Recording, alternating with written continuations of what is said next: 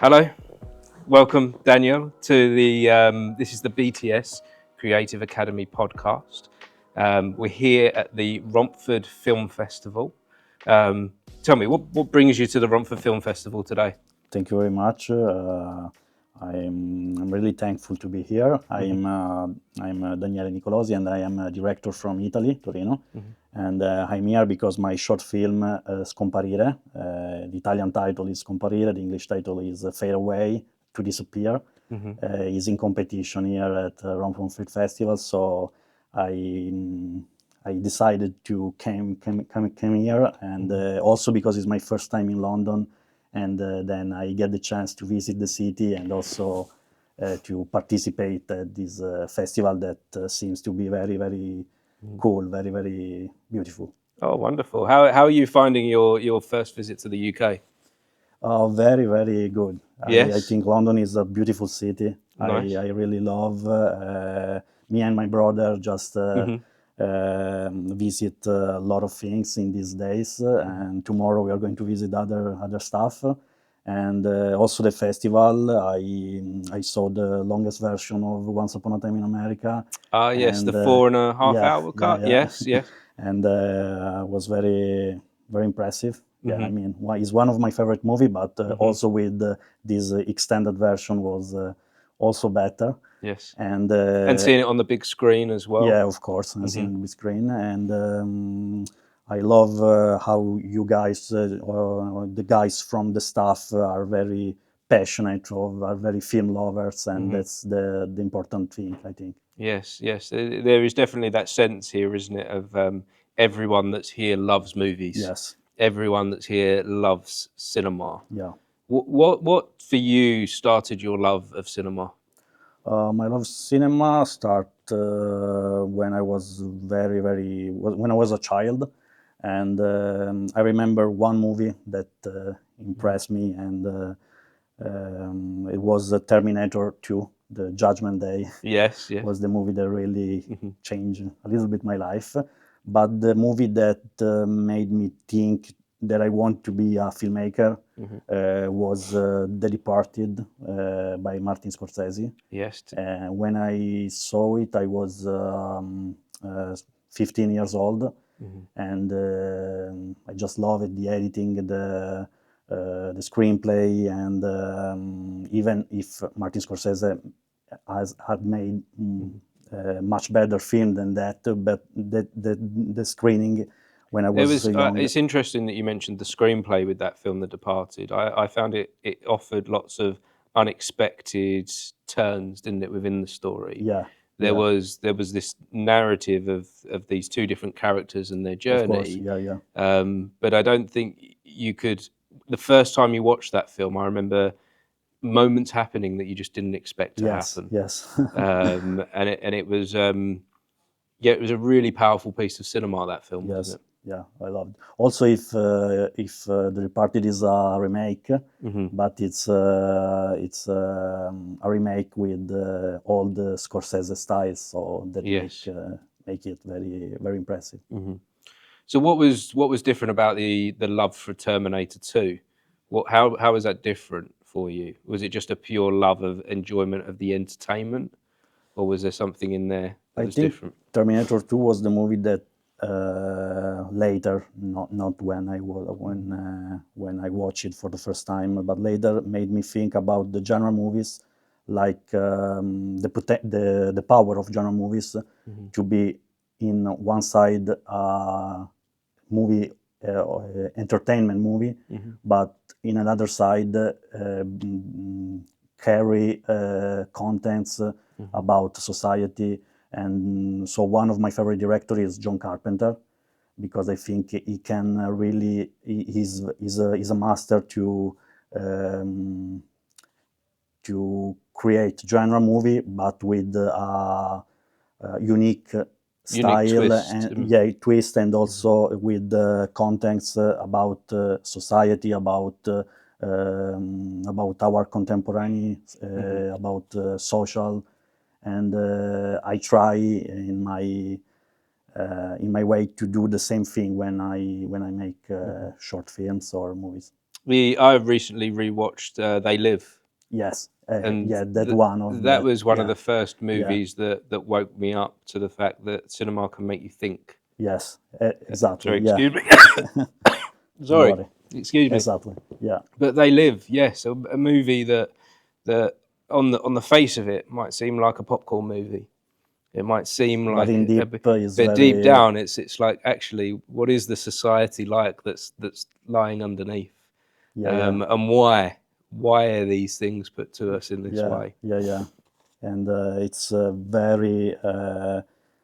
very contemporary story, even if it was a movie of 1985 maybe. Yes, yeah, I guess around Yes, mid 80s, yeah, but it's still very relevant today. exactly, yeah, Even if I'd almost like to say it's before its time.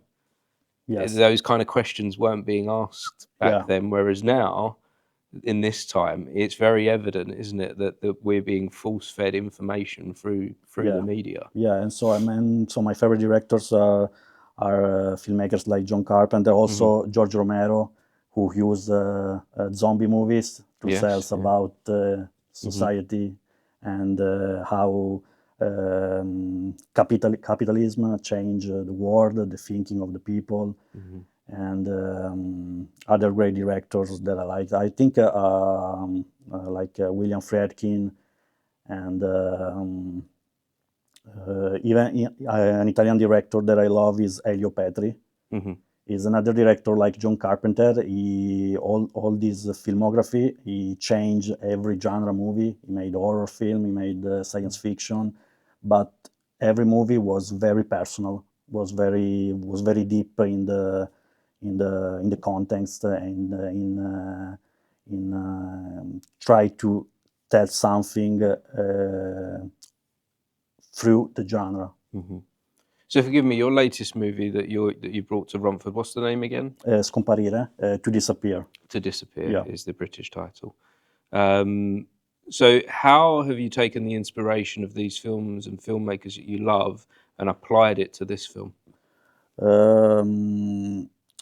Like I said, me and my co-writer, we love genre movies, and even for this short film, To Disappear, we start from our passion from science fiction movie. Blade Runner was one of the biggest inspiration for us.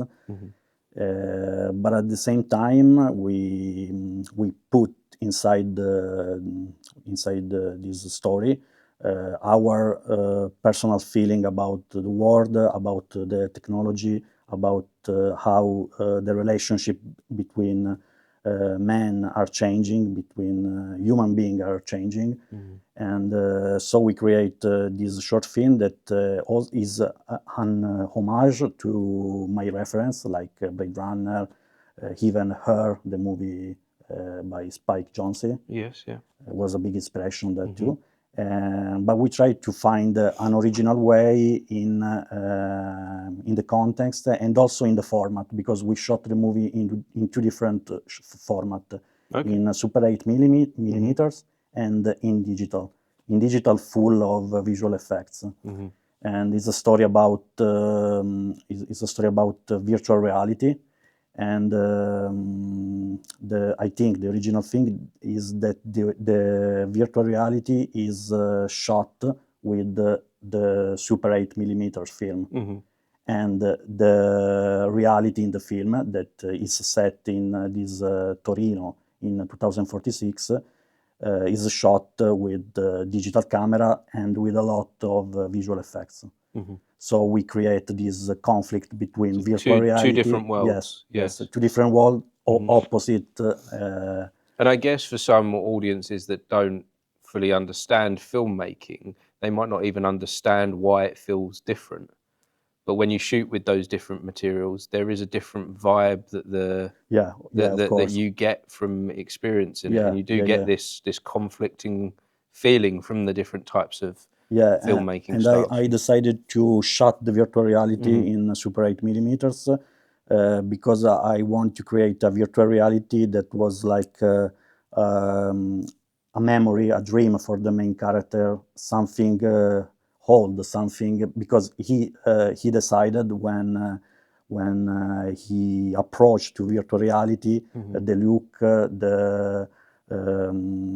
the location, and everything in his virtual reality is something that is going to disappear, is something vintage, is something old. Meanwhile, the reality, the 2046 reality, is full of technology, is full of visual effects, is full of holograms.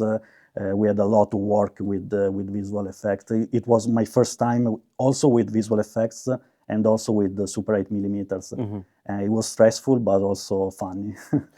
Tell me about that stressfulness. Is it worth the stress when you create something like this? And when you're making an independent film, there's the end product is not always definitive of what it's going to be. So all this hard work, has it been worth it? Yes, it's worth. For me, I think it's worth. It was stressful for Super 8 because we hadn't too much film stock. Okay. So everything was one shot. Limited, so you have limited. Was it stressful in the sense of making sure the actor did the right thing at the right time? Exactly. Yeah. In that way, yes, was a little bit stressful. And when we shot in Super 8, I haven't the monitor, so I could able to see the shooting 2 weeks later. I guess you had to trust your DP and you had to trust the actor. Yes, I had to trust the actor and also the DP, the cinematographer, because he was the only one who is really look the scene, and I had to trust them. And but it's okay. It worked out. Yes. So how do you give them trust then in that situation? How do you allow with the actor? I think with a lot of practice, with a lot of with a lot of direction, with a lot of talking between us, and also because the main is a really personal movie. And so in a way it was easy to direct the main character because it was a reflection of me. So I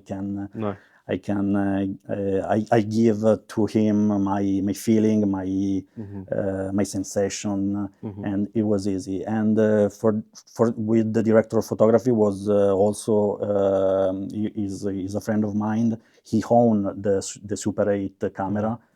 He loves to work with the film, with the Super 8, with 16 millimeters, and I just trust him very, very much. But at the moment during the production, I confess that was a little bit stressful. There were moments where you wasn't sure if this would work out. Even I wasn't sure even of my decision to shot in these two different formats. But I think it worked because it created this conflict that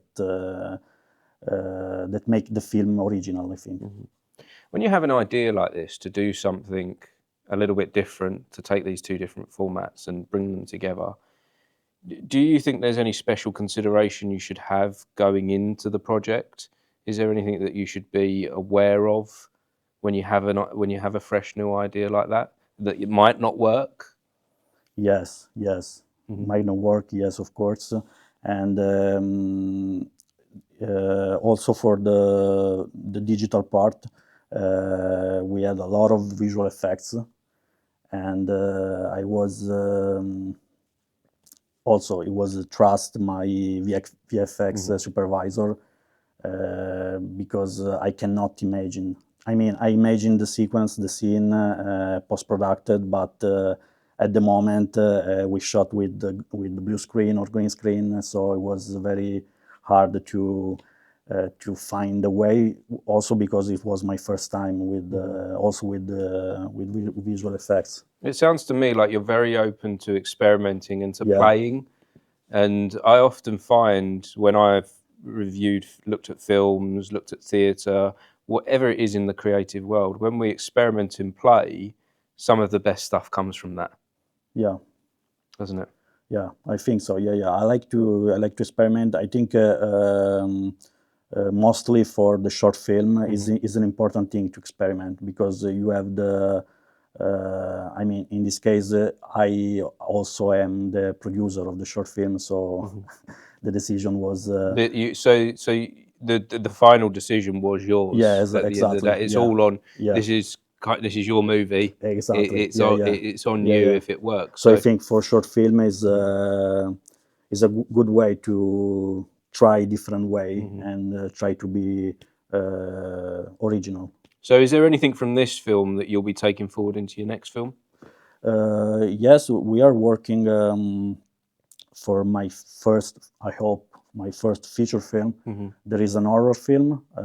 It's an horror film about witches, set in the north of Italy.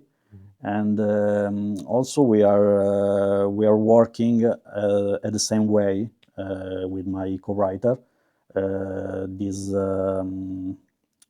This will to make a genre movie, but that talk about something that we care.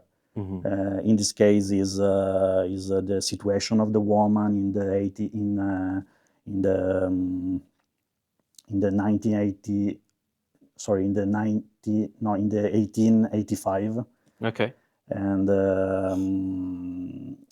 yes, we try to get the same way of the short film, because previously of this short film, also, me and my co-writer, we have done other two short film, a Western film starring Franco Nero. Maybe you know Franco Nero I was. feel like I know the name. Yeah, it was the original Django. Okay. The original Django that Yes, Quentin yes. Tarantino he made Yes, he was Django Unchained, Okay. and was a crazy experience with him. A Western set in Italy, Yes, yes. and the Western and a post-apocalyptic, and then to disappear. So we love to explore genre, but with this will to using the genre for telling something very personal. Something sharing an important message. Yeah, exactly. Yes, Yeah, yeah. yeah.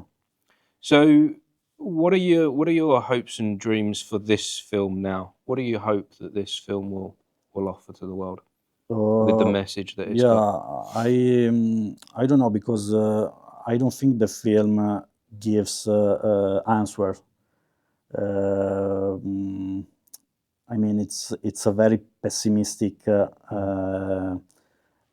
There is a very pessimistic idea inside. That is my idea about the future, about the society, and I hope, but I hope that mostly for the young generation, they can think about what the movie gave to them, and maybe, I don't know, hope to using the technology in a way that help us, and not to make a prison. So I mean, using We're at a turning point with technology, aren't we? We're at a turning point. Things are changing, yeah, and we have a lot of decisions to make, don't we? On exactly. how we're going to AI is becoming a hot Yeah, topic. yeah. It's evolving Yeah, of very, course. very Yeah. quickly.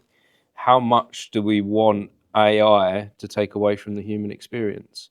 Because it is going to give us that option to take away from it. Exactly. It's going yeah. to give us that option. I've got an idea for a film today of this story, and it can just do the whole thing. Yeah. We're AI can write, can direct, can. But do we want that? Of Do we course. Of want course. to take that away from us? Yes. Yes. Anything you can imagine can happen in an instant, but where's the value? Yeah.